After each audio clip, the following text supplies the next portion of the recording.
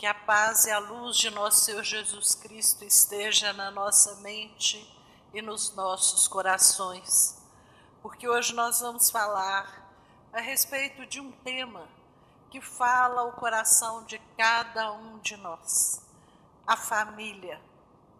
Sabemos que somos espíritos imortais, criados simples e ignorantes, para através das reencarnações sucessivas chegarmos à perfeição relativa. Quando nós falamos em família, não há nenhum dos nossos mentores que não fale de família para todos nós, chamando a nossa atenção para o fato de que a sociedade será sempre o produto da soma de todas as famílias. Não adianta nós ficarmos refletindo acerca das dificuldades sociais. O trabalho é recomeçar, observando o caminhar da instituição família. Nos diz Emmanuel no livro A Caminho da Luz, que a glória do Império Romano se constitui em um dos fatores como sendo a criação da família romana. Existia um respeito pela família romana, a nobreza das matronas, a responsabilidade dos pais, a disciplina dos filhos. E com o correr dos tempos, os hábitos foram sendo imiscuídos de uma série de efeitos ou de hábitos extremamente danosos. O adultério, as traições, a irresponsabilidade. E os filhos se tornaram seres prepotentes e egoístas. Emmanuel nos diz que lágrima vem aos seus olhos espirituais quando ele pensa na perda da nobreza da família romana. Meus queridos irmãos, qualquer semelhança com a sociedade atual não é mera coincidência. Nós vamos ver abrir mão da responsabilidade de. Meu filho é assim, não posso fazer nada, recebi um espírito umbralino. Não é assim. Se as coisas de imediato estivessem perdidas, aquele espírito não reencarnaria, porque em cada reencarnação existe uma esperança de se melhorar, uma esperança de se caminhar com passos mais firmes. E aí nós vamos ver que a pequena comunidade familiar é essencial para a sociedade. E a pequena comunidade familiar é tão importante que o espírito mais evoluído que já veio ao nosso planeta, que é Jesus, o Cristo de Deus, ele precisou de uma família. Ele precisou de uma família. E uma família que zelava por ele, apesar de, naquela família, ele ser o mais evoluído. É o espírito mais evoluído que já veio ao nosso planeta. Quando ele tinha 12 anos, este fato é narrado no Evangelho de Lucas, ele foi com a família para Jerusalém, como era hábito naquela época, peregrinação a Jerusalém. E ali, chegando, e fim da peregrinação, as diversas caravanas foram. Depois de algum tempo de viagem, Maria sentiu falta de Jesus e ela e José retornaram a Jerusalém. Encontraram-no no templo e ela o arguiu severa: meu filho, que nos fizeste? Teu pai e eu o buscávamos aflitos. E olha, que a época de Jesus, 12 anos, já era um adulto, porque a expectativa de vida era muito restrita. E ele, apesar de afirmar que ele estava ali fazendo a vontade do Pai, ele desce, ele sai de Jerusalém com o pai e a mãe. E Lucas completa para nós: em tudo ele lhes era submisso. O Espírito, quando reencarna. Esta é uma das dificuldades da sociedade atual. Estão reencarnando espíritos realmente muito inteligentes. Algum tempo atrás, a criança renascia, ficava uns 7 dias num quarto mais escuro, demorava a abrir os olhos. Agora não.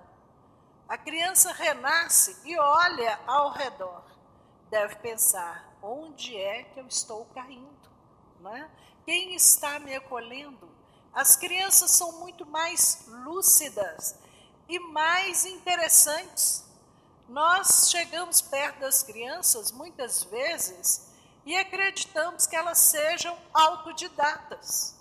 Escrevem mais cedo, leem mais cedo, conhecem coisas que antigamente se demorava mais para conhecer. Mas isso não impede que elas sejam crianças.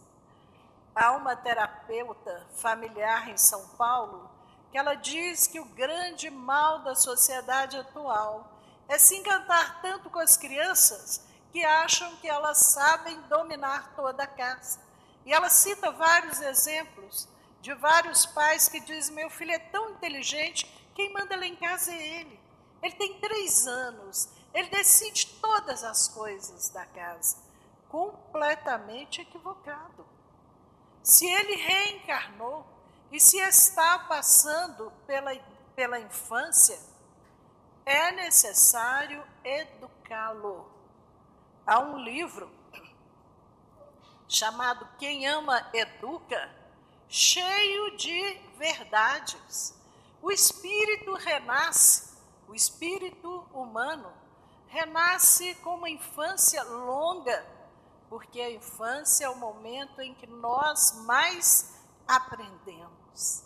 Nós não podemos abrir mão de educar os nossos filhos. Nós temos que saber onde eles estão, com quem eles estão. Muito nós falamos das vibrações pesadas do planeta. E que vibrações nós estamos levando para dentro da nossa casa? Nós educamos as nossas crianças, porque elas daqui a pouco crescem e constituirão famílias. Que famílias eles terão condição de constituir? No livro Nosso Lar, ditado pelo espírito André Luiz. André Luiz é o nome do espírito, que foi um médico no Rio de Janeiro e tinha outro nome, não era André Luiz. André Luiz é um pseudônimo. E ele nos afirma que quando ele, já recuperado no hospital, pelo hospital de Nosso Lar, ele vai para a casa da senhora Laura, e lá ele escuta coisas muito interessantes a respeito de família. Ele, reproduzindo as palavras de Dona Laura, ele vai nos contar que todas as vezes que o plano espiritual coloca a criança sob a tutela dela, o bônus hora é pago em dobro. Ela recebe o dobro pelo trabalho. Porque cuidar de uma criança não é fácil. Mas a responsabilidade que nós temos sobre a criança é uma responsabilidade imensa. André Luiz nos fala em outro livro, Missionários da Luz, que do 0 aos 7 anos é a melhor idade para educarmos as crianças. É o melhor momento. É ali que nós vamos observar as atitudes trazidas de reencarnações pretéritas. É ali que nós vamos substituir aqueles hábitos que precisam ser substituídos. É ali que nós vamos apresentar aquela criança para Deus. Nós contamos histórias, movimentamos 1000 recursos, mas muitas vezes esquecemos de contar a história mais bonita que a humanidade já vivenciou. Esquecemos de apresentar a criança a Deus. A mentora Joana de Ângeles nos diz: não adianta falar, eu vou deixar, quando meu filho for mais velho, ele escolhe a religião. A mentora nos diz o seguinte: nós deixamos ele escolher se ele quer estudar matemática ou não. Nós deixamos ele escolher se ele pode, se ele quer ou não fazer as tarefas de casa. Nós deixamos ele escolher se ele vai para a escola ou não. Deixamos que ele escolha e determine que tipo de vestimenta, que tipo de alimento? Não. Então é necessário apresentar a criança para uma forma de religião. Abrindo um parênteses, certa vez um espírito que passou 20 anos, um espírito desencarnado, 20 anos em uma reunião de tratamento espiritual. 20 anos. E quando ele se preparava para reencarnar, ele se manifestou na reunião, contou em linhas gerais a sua história e disse: tem 20 anos que eu estou aqui sendo educado para reencarnar. Eu posso fazer um pedido? Eu não faço questão que meus pais tenham dinheiro, que sejam pessoas conhecidas. Eu não faço questão nenhuma de ir morar num lar cheio de benesses materiais. Também não faço questão de me transformar em um doutor versado, ter um corpo absolutamente perfeito. Nada disso eu faço questão. Mas eu faço questão de reencarnar num lar onde haja uma religião, qualquer que seja ela, uma religião espírita, católica, evangélica, qualquer uma, mas eu quero ir para um lar onde se pratica uma religião. É interessante nós pensarmos sobre isso. E aí, nós estamos falando até agora da família material. A família cujos laços sanguíneos determina os vários tipos de parentesco. Porque família é a união de dois seres que concordam, que querem ou que pretendem estar juntos, criando uma prole ou não. E aquela família, ela é planejada no mundo espiritual. A família não é fruto do acaso. Tantas vezes nós falamos: essa não é a família que eu queria, esta não é a família que eu merecia. Com certeza, nem sempre é a família que nós merecemos, nem sempre é a família que nós queremos, mas sempre é a família da qual nós precisamos. Por quê? Porque é ali no cadinho do lar que nós vamos nos harmonizando. Quando reencarnamos, nós vamos notar que na mesma família há alguns espíritos que são espíritos afinizados, que possuem pensamentos semelhantes, preferências semelhantes. E há outros que parecem ter pulado de paraquedas naquele lar. Já notaram isso? Às vezes são 10 irmãos. Não tem um igual ao outro. Porque nós não somos esse corpo material. Nós somos espíritos. Cada um de nós com uma história específica. Já encarnamos e desencarnamos inúmeras vezes. Nascer, morrer, renascer ainda, tal é a lei.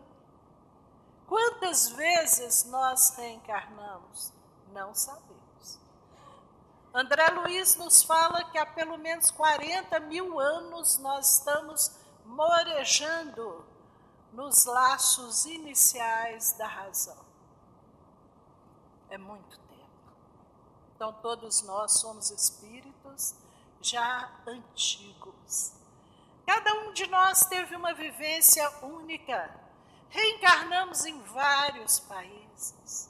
Vivenciamos diversas situações, num leque muito amplo.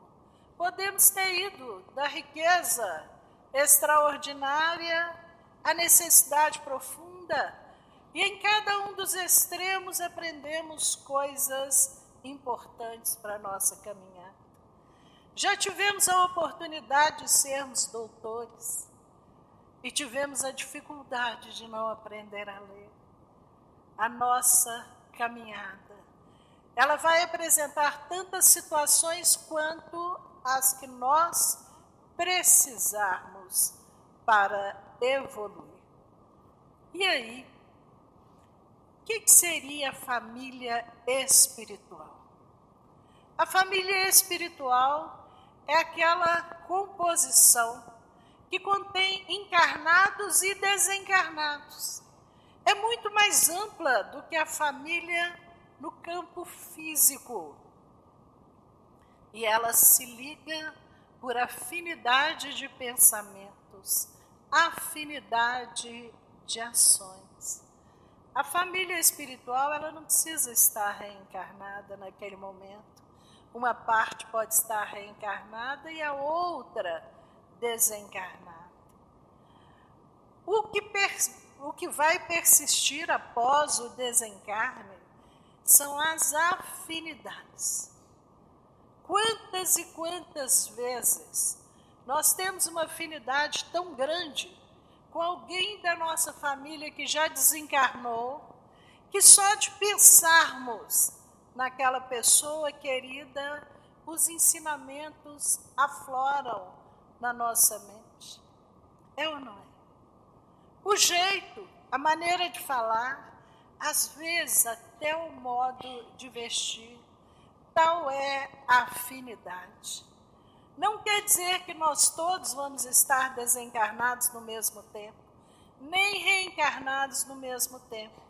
A família material, sim, nós estaremos reencarnados juntos. Mas esta família material, ela pode compor também uma parte da família espiritual, que é muito mais ampla do que a família consanguínea. Há um livro de André Luiz.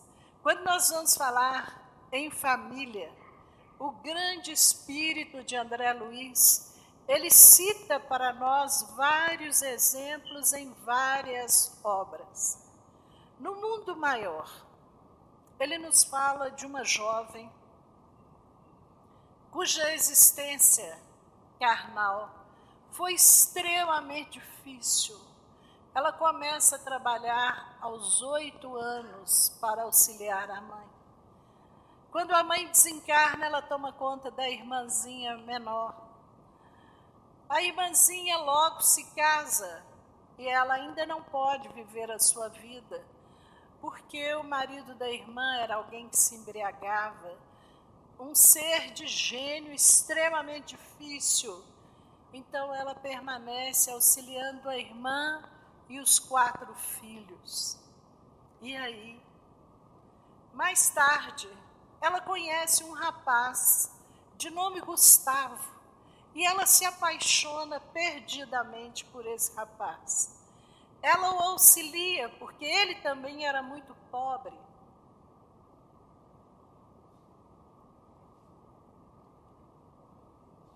Como ela, ele também era muito pobre. E ele queria fazer o curso de medicina. Então ela auxilia esse rapaz para que ele pudesse formar. E quando ele forma, ele procura outros campos. ela não lhe interessa mais, porque o cabelo já possui alguns fios prateados, as mãos são calejadas, o rosto já apresenta alguns vincos precoces. Ele não quer mais saber da Antonina, e ele é rude ao dizer isso.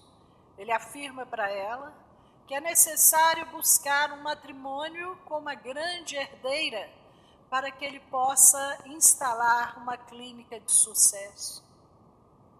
Antonina é presa de um desespero. É tanto que o nome do capítulo é Psicose Afetiva. Ela se torna totalmente desesperada e se propõe ao autoextermínio. Ela quer beber um veneno e morrer.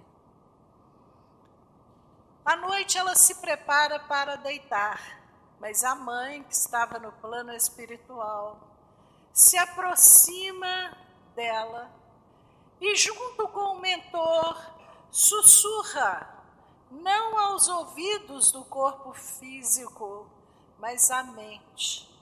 Como é que você vai praticar uma ação destas sem o recurso da prece? Ela então se lembra de fazer uma oração. Era tudo o que os bons espíritos precisavam. A mente elevada em prece. Porque constantemente os bons espíritos estão ao nosso lado querendo nos ajudar. Mas vibrações muito pesadas de ódio, de cegueira espiritual, de rancor, impede que nós consigamos perceber a ajuda que vem do mais alto. Quando ela faz a prece, ela propicia a oportunidade de receber ajuda. Os espíritos imediatamente a magnetizam e a fazem adormecer. Quando nós adormecemos, o espírito que nós somos deixa o nosso corpo físico dormindo e adentra ao mundo espiritual. E vivenciando no mundo espiritual, ou estando no mundo espiritual, não há barreiras entre encarnados e desencarnados. Olha se não acontece com todos nós. Muitas vezes nós acordamos com aquela sensação de termos encontrado com alguém. E às vezes, alguma pessoa nos diz assim, engraçado, eu sonhei com o fulano que já está morto, mas ele estava vivo. A doutrina nos diz que ninguém morre. Nós somos os vivos encarnados e aos vivos desencarnados. E ela então é retirada do corpo físico. A primeira pessoa, ou o primeiro espírito que ela vê é a própria mãe. E ela se refugia nos braços da mãe.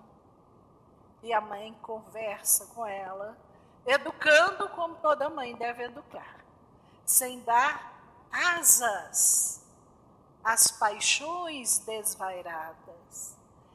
E junto da mãe existe um mentor de nome Mário, também espírito desencarnado, que parece ter alguma ligação afetiva com ela. E ele se põe a conversar. Ele dizendo para ela que ele estava no mundo espiritual e que ela viera ao mundo material cumprir determinadas normas evolutivas. E era necessário que aqui ela estivesse. E ele no plano espiritual. Conversam bastante. Depois, Antonina é levada de volta ao corpo físico. Acaba de dormir e no dia seguinte acorda com uma disposição diferente. Ao sentir o primeiro raio de sol entrando pela janela. Extremamente feliz, porque durante o sonho ela ouvira de Mário que os sobrinhos são filhos do coração, que ela ajudava a criar como se eles fossem os próprios filhos. E ela está acabando de acordar, extremamente feliz com a lembrança da noite, quando um dos sobrinhos entra no quarto gritando para que ela fosse ao jardim observar uma nova rosa que havia brotado. É assim, meus irmãos. O mundo espiritual não nos deixa abandonados à nossa própria sorte. A bondade e a misericórdia são muito maiores do que nós podemos imaginar. Nós nunca estamos sozinhos. O reencarne. Às vezes, reencarnamos com o inimigo do pretérito. Será? André Luiz nos fala disso no livro Missionários da Luz. No livro Missionários da Luz, no capítulo chamado Reencarnação, ele nos fala da reencarnação de Sigismundo. Vale a pena ler este livro para entender melhor o processo reencarnatório. E André Luiz começa a descrever para nós uma família composta de um casal e um filhinho de 3 anos. O casal, Adelino e Raquel, já foram casados em uma outra reencarnação há mais de 100 anos. Então não é uma única vez, né, gente? Preparemos-nos. Eles já haviam sido casados há mais de 100 anos. Voltaram à pátria espiritual em graves dificuldades, porque entre aquele lar de mais de 100 anos atrás, entrou um outro ser de nome Sigismundo, que se apaixona por Raquel, mata Adelino. Os 3 retornam ao plano espiritual em uma condição extremamente dolorosa. Raquel retorna como uma mulher adúltera. Sigismundo retorna como assassino. E Adelino retorna como aquele que for assassinado e não perdoa o assassino. Vagaram muito tempo nas zonas de graves dificuldades, até que foram recolhidos, tratados e ganharam uma outra oportunidade de reencarnar. Reencarnar não é algo tão fácil. Há uma fila enorme de espíritos querendo reencarnar. E aí, os 2 reencarnam, se encontram, casam outra vez. Adelino e Raquel. Já tem um filhinho João, de 3 aninhos. Sigismundo está prestes a reencarnar naquele lar. O pai tem uma certa repulsa. O lar está começando a entrar em desequilíbrio. Porque quando o pai pensa, ou quando o pai dorme, que ele vê aquele espírito se aproximando, a memória do passado retorna. E ele tem pavor. Então ele está se tornando uma pessoa calada, sorumbática, difícil, mas ele é retirado desse estado de letargia pelo filho, pequenininho, que o convida à oração, que fala que a mãe ora por ele todas as noites. E ali, depois de algumas tentativas, Sigismundo reencarna. Durante o primeiro momento da gravidez, repouso, entidades espirituais que protegem, que amparam, o espaço do lar vedado às outras influências. Meus irmãos, aí é um aspecto tão interessante para nós pensarmos. Como que a sociedade atual está chegando àqueles parâmetros revelados pelos espíritos, nos mostrando que a criança no ventre materno, ela sente. Ali está um espírito, é um espírito lúcido. Ele não foi criado naquela hora, é um espírito antigo. Ele teve vivências anteriores. E normalmente, pode haver exceções, ele é ligado àquela família.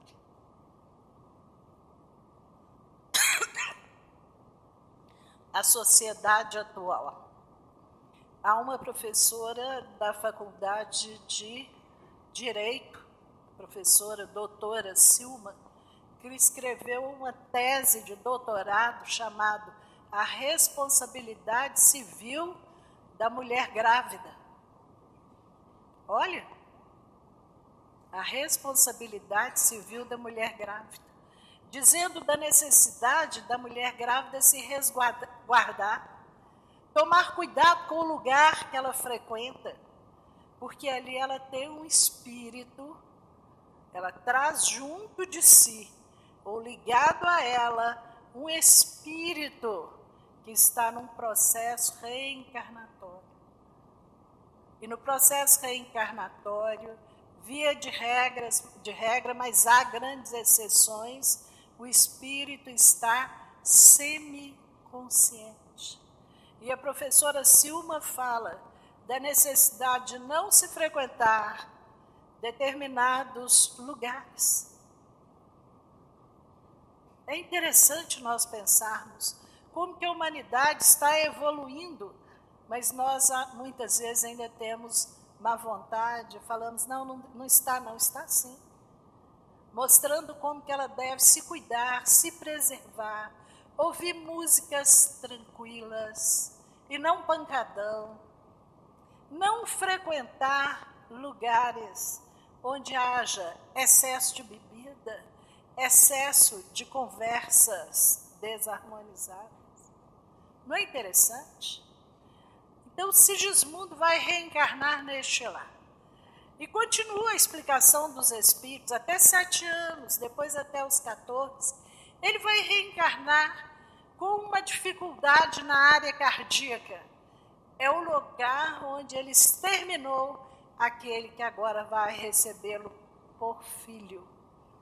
Meus queridos irmãos, o nosso corpo espiritual é uma esponja que assimila todas as nossas dificuldades, mas assimila também as nossas obras positivas.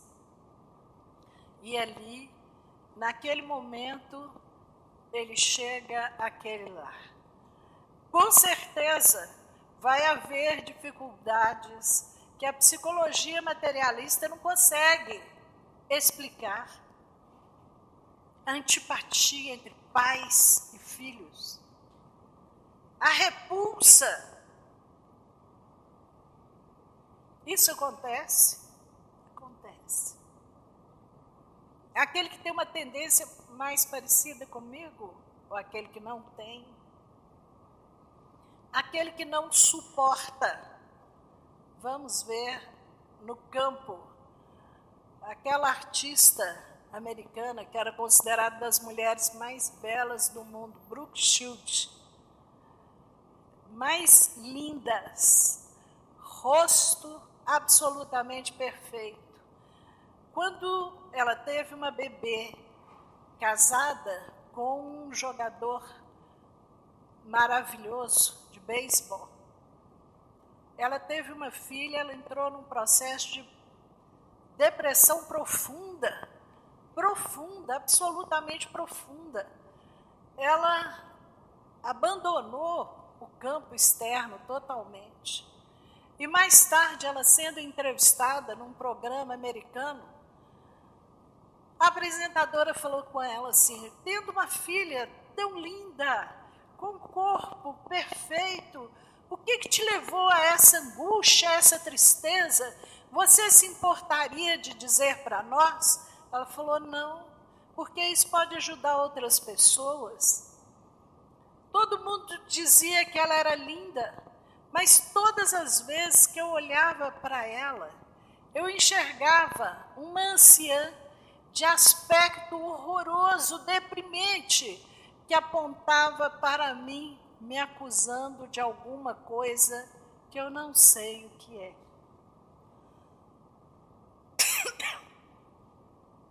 É interessante nós pensarmos sobre isso. A educação, nós precisamos transformar o nosso lar em um altar espiritual. No livro Os Mensageiros, André Luiz é a primeira vez que ele vem ao planeta Terra como trabalhador de nosso lar. Mal ele chega no Rio, ele fica impressionado. Vários espíritos de aparência dementada, alguns que nem sabiam que eram desencarnados, dão os braços para as pessoas que vão caminhando e vão seguindo junto. Outros entravam nos ônibus, nos bondes, nas marquises, nas casas, como se aqueles lugares não tivessem nenhum morador. Entravam e saíam livremente. Mas o lugar para onde eles iam era o lar da Dona Isabel. André Luiz observa que ali nenhum destes espíritos, nossos irmãos, que precisam de auxílio e precisam das nossas orações, nenhum deles conseguia entrar. E recebendo autorização para entrar, André Luiz e o seu instrutor observam que a mãe está sentada tecendo uma blusa de tricô. Uma filha de 16 anos aproximadamente estava costurando na máquina. Há um rapazinho de 12 anos e há outras crianças, mais 3 crianças. André Luiz observa que eles estão ali em plena harmonia. E o instrutor diz para ele: André, as meninas são entidades de nosso lar. Agora o rapazinho não. O rapazinho veio de zonas de grandes dificuldades. Isso pode acontecer na nossa casa? Pode. Nós não sabemos se recebemos espíritos missionários ou espíritos em graves dificuldades. Os dois requerem cuidado. Aliás, todos, os missionários, os umbralinos, os intermediários, todos requerem cuidado. E aí André Luiz observa que quando a mãe os convoca para o culto do Evangelho no lar, as meninas vão felizes e o rapazinho vai como quem obedece. Ele não vai ser desfeito. E durante o culto no lar, eles recebem passes espirituais. A mãe reproduz a interpretação que o mentor dá ao texto. Culto do Evangelho no lar. A barreira vibracional que nós precisamos implantar na nossa casa. Meus irmãos, tantas vezes nós nos preocupamos. Como é que nós vamos deixar nossos filhos? Há um livro chamado SOS Família, ditado pelo espírito Joana de Ângeles. A contracapa do livro traz um texto absurdamente emocional. É um jornalista conhecido aqui em Minas Gerais. E ele falando que cada vez ele se preocupava mais em trabalhar, para que a família pudesse morar num bairro melhor, ter um carro melhor, pertencer a um clube melhor. Isso não é segredo, está na internet, está na orelha também do livro SOS Família.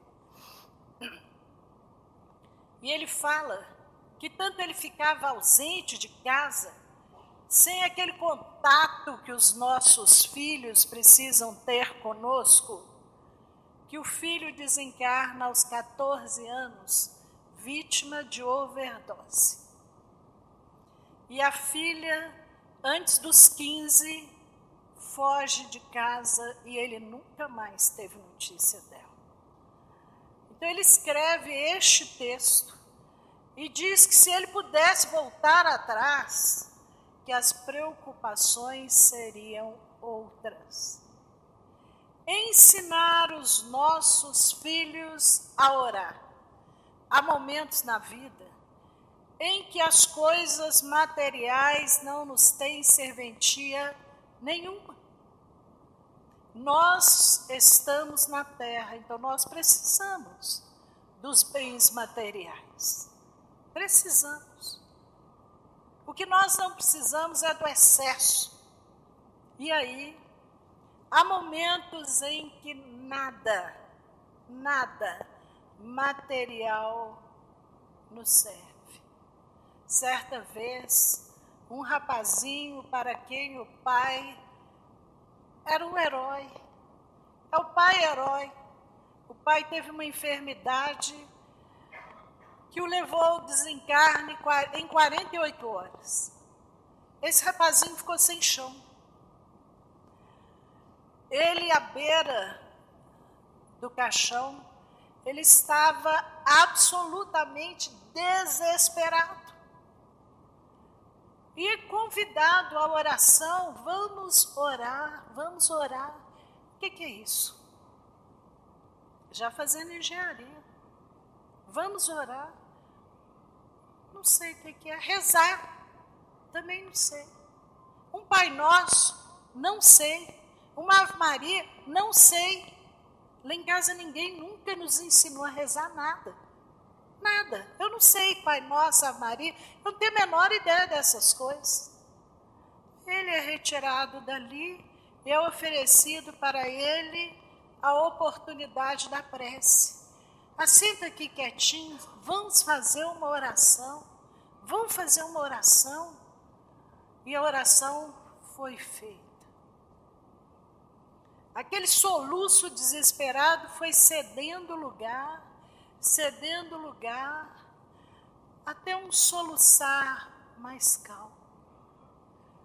E ele perguntava, o que aconteceu? O que aconteceu? Foi explicado para ele o que acontece quando nós oramos. As lágrimas corriam abundantes. E ele diz, quando eu tiver um filho, a primeira coisa que eu vou ensinar para ele é a oração. E essa doutrina que fala que ninguém morre. Acreditar que ninguém morre. E ele perguntava às várias pessoas, você acha que meu pai está me enxergando? Você acha que ele vai me esperar?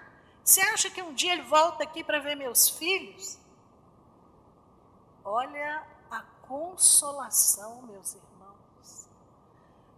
Nós todos temos afetos desencarnados. Temos espíritos que intercedem por nós, que pedem aos mensageiros de Jesus para olhar por nós, para cuidar de nós. É necessário que nós façamos a nossa parte. É necessário. Hoje o nosso irmão aqui falou bastante em calma, em paciência. É importante, diante dos fatos da vida, nós termos calma, termos paciência, porque porque alguém nos ama, encarnados e desencarnados. A família não é uma família restrita aos laços consanguíneos. No mundo espiritual, há muitos antepassados nossos que nos amam, que buscam os mensageiros implorando por nós. No livro Ação e Reação, passado numa colônia espiritual, é fruto da observação de 3 anos. André Luiz observa o que acontece ali 3 anos para depois escrever para nós. André Luiz nos diz que do lado de fora dessa colônia espiritual é um lugar de extremo sofrimento. E que no meio desse sofrimento existe um oásis de paz, que é chamado de tabernáculo. André Luiz observa a construção muito interessante com uma cruz enorme de prata. E ele pergunta, por que essa cruz de prata neste lugar prateado, neste lugar de tanta dor e de tanta dificuldade? E o instrutor Silas diz, André, esta cruz está aí para mostrar que mesmo nas profundezas do inferno existe a presença do Cristo auxiliando e nos protegendo. Dono de uma misericórdia que nós estamos longe de entender. Mas André Luiz observa também que existia um templo cheio de nichos vazios. Esses nichos são lugares recôncavos, onde naquelas construções antigas se colocava a imagem dos santos. E André Luiz observa que os nichos estão vazios. Mas se postando atrás de uma senhora que ali entrou para orar, ele vê que se projeta no nicho uma imagem de Nossa Senhora da Piedade. E ele pergunta para o instrutor, é ela que escuta as orações? O instrutor fala, não. Ela se acostumou a mentalizar esta imagem. E agora que ela está aqui, nesse momento de grande dificuldade, ela pensa na imagem. A imagem é projetada. E a prece é levada aos planos superiores, onde será atendida de acordo com a real necessidade. Quantas famílias nós já tivemos? Não sabemos. Sabemos que agora estamos reencarnados. Sabemos que este agora é o momento de nós nos olharmos um para o outro, entendermos as dificuldades do outro como nós também temos as nossas próprias dificuldades. Sabendo que ali muitas vezes está um espírito que colocou as suas melhores propostas para fazer uma reencarnação reparatória, expiatória. Será que as nossas mãos serão aquelas mãos que se erguem para auxiliar? Ou serão aquelas mãos que abandonam, que largam, que não querem nem saber? Se nós pedirmos a Jesus força e luz para a nossa caminhada, para que nós possamos mudar positivamente todo o ambiente ao nosso redor, é claro que essas forças virão até nós. Muitas vezes a pessoa se fecha porque ela não tem ninguém que possa ouvi-la, ninguém que pode estender a mão. O culto do Evangelho dentro do nosso lar provoca efeitos maravilhosos. É o momento em que a nossa família espiritual envia alguns que possam vir naquele mesmo dia, naquele mesmo horário, e eles nos tratam carinhosamente, nos dão passes espirituais, nos indicam passagens, intuem a nossa mente e fluidificam a nossa água, para que as partículas espirituais operem no nosso campo físico o milagre da cura espiritual. Meus queridos irmãos, muito obrigado por me ouvir. Boa noite.